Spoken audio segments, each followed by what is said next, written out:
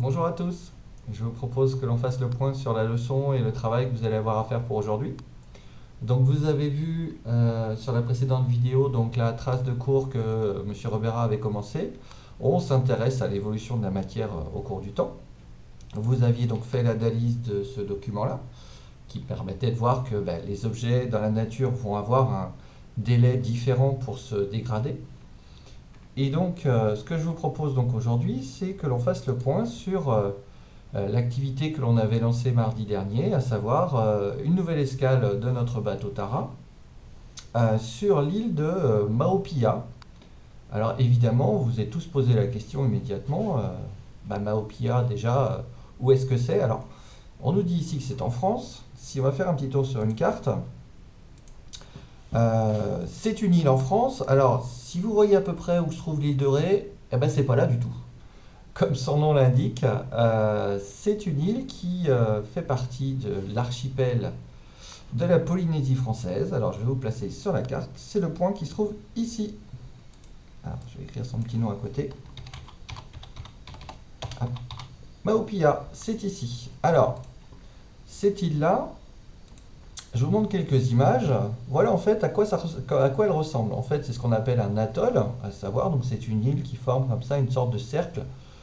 Pour la petite histoire géologique, c'est en fait un ancien volcan avec des coraux qui sont développés. Et donc, ce que l'on a ici, c'est une barrière de corail totalement naturelle.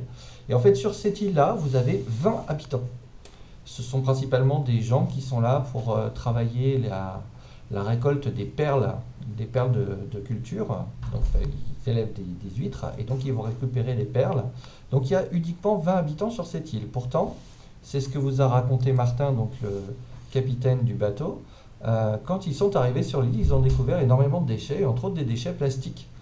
Et donc ils se sont posé la question de d'où pouvaient bien provenir ces déchets, sachant qu'évidemment, si on n'a que 20 habitants sur cette île-là, on peut supposer que s'il y a beaucoup de déchets sur l'île, ils n'ont pas été produits par les habitants de l'île, mais que ce sont des déchets qui sont arrivés par la mer. Vous avez donc ici une autre photo, on voit des membres de l'équipage de Tara et des déchets qu'ils ont récupérés donc sur les plages de l'île. Vous aviez à compléter un questionnaire sur lequel vous deviez dire les phrases parmi celles-ci sur lesquelles vous étiez d'accord. Il y a eu 40 votes. Ça veut dire que tous les élèves n'ont pas voté, c'est bien dommage, mais bon, ça veut dire que déjà une majorité d'élèves ont pu s'exprimer. Et donc voilà ce que donnent vos votes. Les nombres donc, qui se trouvent au bout de chaque ligne correspondent aux réponses qui ont eu le plus de votes. Alors si on fait le point sur les phrases qui ont eu le plus de réponses, les deux premières donc, sont celles-ci, je ne vais pas faire trois, et celle-ci, à savoir que les plastiques sont plutôt nuisibles pour l'environnement et le fait que l'on recycle de plus en plus les matières plastiques. Alors la première, ça semble assez logique étant donné la vidéo que vous aviez vue et les questions que se posait Martin, donc le capitaine du bateau. Pour la deuxième, l'idée qu'on recycle de plus en plus les matières plastiques, je pense que là, vous faisiez référence pour la plupart à la poubelle qui doit se trouver chez vous, dans laquelle vous mettez tous les emballages. Je pense que c'est devenu quelque chose d'assez habituel maintenant à la maison de recycler le plastique. Donc effectivement, c'est une idée que vous avez pour la plupart plébiscitée. Une autre un peu différente, c'est l'idée que ce déchet sera un jour mangé par les poissons. Alors là, on aura l'occasion d'en reparler. Alors, les poissons ou d'autres animaux. Tiens, d'ailleurs, les hommes, vous êtes quand même beaucoup moins nombreux à penser que l'homme va en ce jour manger ces déchets-là. Après, si le poisson le mange et que nous on mange du poisson, il se peut que du coup ce déchet revienne chez nous. Moi je dis ça, je dis rien, mais on peut se poser la question.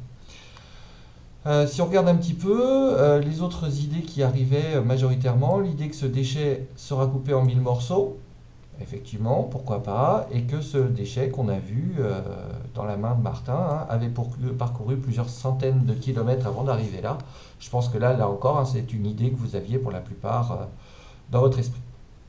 Donc ce que je vous propose, c'est qu'on aille plus loin sur cette notion de déchet, et qu'on déjà on se pose la question, qu'est-ce que c'est qu'un déchet? Alors, je vais vous lire un article qui est un article d'une loi qui date un petit peu, qui date du 15 juillet 1975, qui fait partie donc, de ce qu'on appelle le Code de l'environnement, c'est une loi française, et en gros qui définit le déchet comme étant le résidu d'une production, d'une transformation ou de l'utilisation d'une substance, d'un matériau, d'un produit, donc en gros d'un objet ou de la matière qui a été utilisée pour fabriquer l'objet, que son détenteur destine à l'abandon. Alors du coup, moi je vous pose la question, je vais vous laisser une petite quinzaine de secondes pour pouvoir réfléchir. Qui décide qu'un objet devienne un jour un déchet? Alors je vous laisse réfléchir. Alors évidemment, je ne vous demande pas d'écrire la réponse, hein, mais si dans votre tête, en lisant la définition, de répondre à cette question.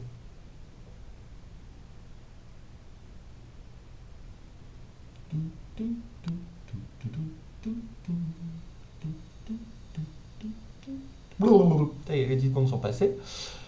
Donc si on regarde la définition, à quel moment en fait on peut répondre à la question, où se trouve l'information?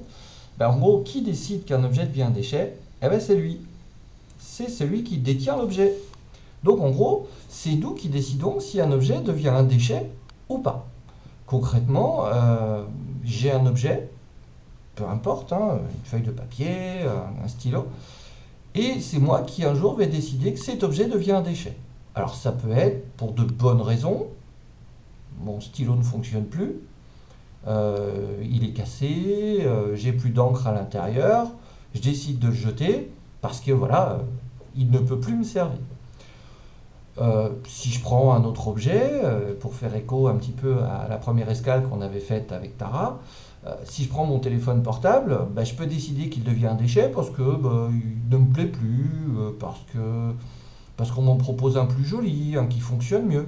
Et là, dans ce cas-là, effectivement, mon objet devient un déchet, mais on se rend compte que finalement, ce qui fait qu'il devient un déchet, c'est quelque chose qui dépend uniquement de la personne. Je peux décider que mon téléphone, je vais le garder pendant 10 ans, et tant qu'il fonctionnera, je ne le changerai pas.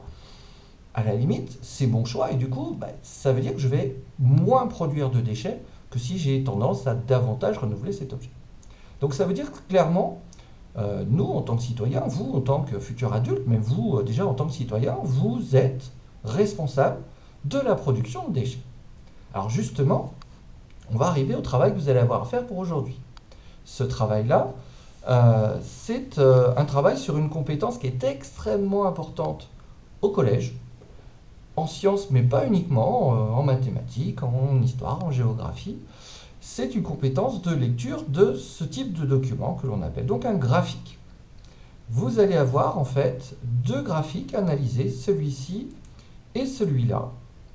Et donc ces deux graphiques-là, vous allez devoir essayer de répondre aux 5 questions. Donc là, vous avez une question pour ce graphique-là, et puis 4 questions pour l'autre.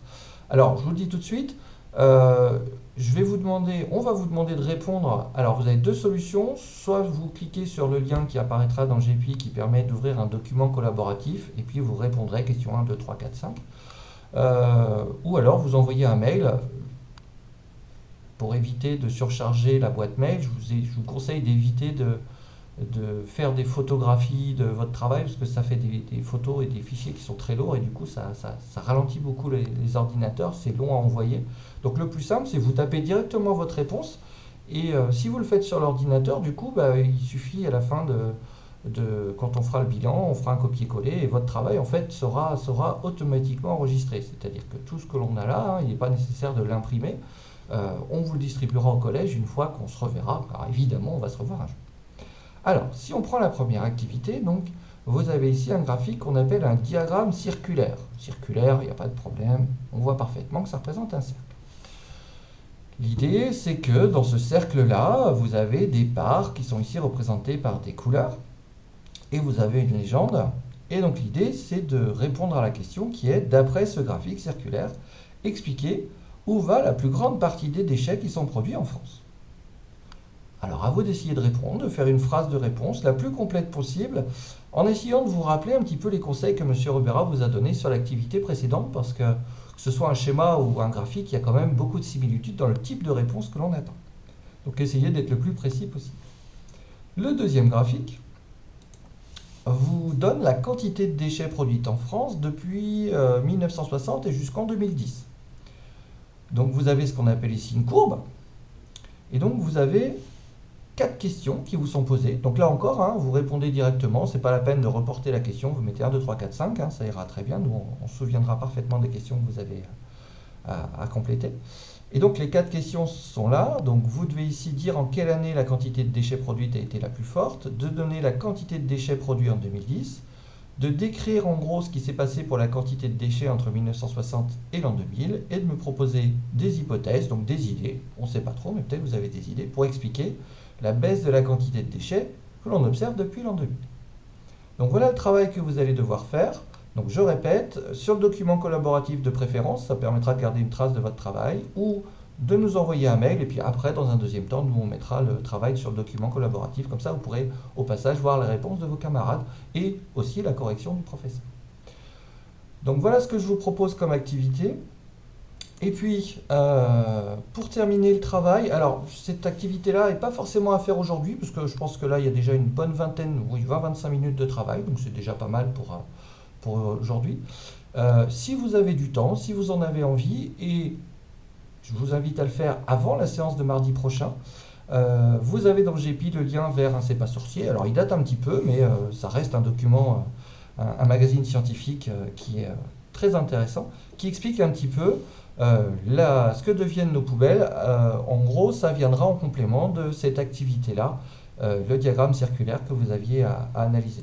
Donc je vous invite à faire d'abord le travail, donc l'étude des graphiques, et puis si vous avez le temps aujourd'hui, et puis si ce n'est pas aujourd'hui, ça peut être ce vendredi ou ce week-end ou lundi prochain, de visionner les 25 minutes de la vidéo de C'est pas sorcier. Voilà, je vous souhaite une bonne journée, et puis évidemment, si vous avez la moindre difficulté, le moindre problème, vous envoyez un message à votre professeur qui ne manquera pas de vous aider. Allez, bonne journée!